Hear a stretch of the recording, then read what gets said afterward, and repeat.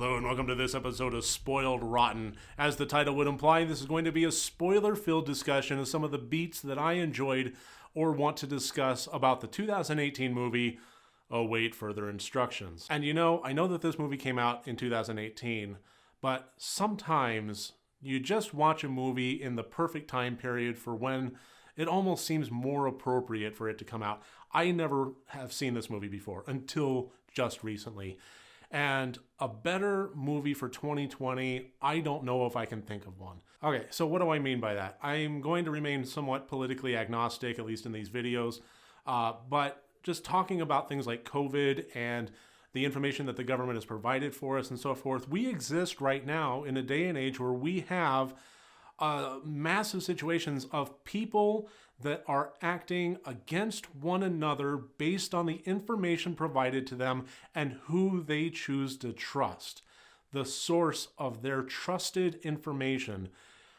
Some people swear absolute allegiance to one particular person, some people to a group of people, some people to a network, some people to a TV, some people to their computers. Regardless, there are trusted sources, they are butting heads, and they are causing conflicts within this. Sound fucking familiar? So yes, within this movie, I found a lot of correlations between people that were taking things at face value, yielding to authoritarian control no matter how dangerous it actually was as far as these instructions went, versus people that were trying to employ some independent thought and not necessarily just trust what they were being told, but trust all the evidence of their eyes and ears and feelings and everything all rolled into one to come up with the best solution possible for the safety of themselves and everybody around them. I'm kind of feeling like I'm riding the high horse just a little bit, and I'm going to stop while I'm ahead and get off of it. But regardless, I think that I've made at least some discussion points known as far as correlations that popped up into my head between the situation we're in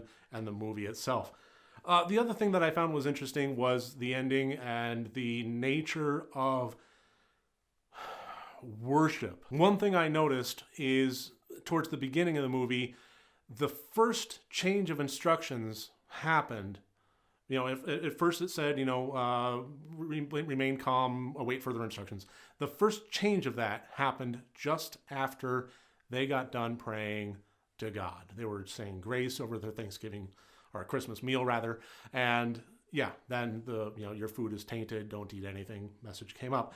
I don't think that that's necessarily just coincidental timing. I mean, yeah, maybe it would have popped up when somebody opened a packet of crisps, maybe, but I have a feeling it was a little bit more involved with the whole worship aspect of it, that they were not doing it to the right source, so time to switch things up. Time to start building some mistrust and some allegiances. I will tell you, one thing that I didn't see coming, I did have kind of a thought about the whole Deus Ex Machina, alien thing. I didn't really think about it in the literal sense. I didn't really think about God in the machine, really like the heart of it beating inside the television Videodrome style, wanting to be worshipped. That's something that didn't cross my mind. But this was an interesting aspect for me because for me with horror films, I tend to be somebody that likes to keep the mystery going of the outcome. When characters are met with situations that are just totally unable to be conquered, situations that are totally out of their control, the grander scope of it prevents any measure of success in terms of survivability, anything like that, I tend to check out. It tends to be a little bit boring to me.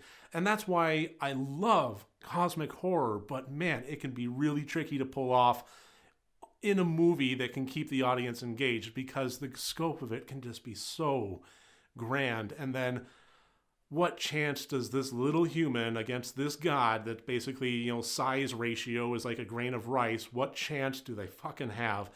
So the notion of these metal grates and so forth, immediately my mind was racing as far as what was going on. And I really couldn't see a way that wouldn't amount to a total wipe. It could have been a dream, but that would have felt really cheap and I would have honestly been terribly pissed off. I had to kind of rely on the notion that this was actually happening. And based on that, it was so outlandish and the clock stopping all at the same time. There was so many elements of it in play that were more powerful than the characters could triumph over, that I was figuring total white from the get-go. But somehow this movie rose above that. Somehow I still remained very engaged and on the edge of my seat as far as the outcome of what would happen to them. I think that really speaks to the writing and the directing on how well they were able to keep focus on the conflict at the time.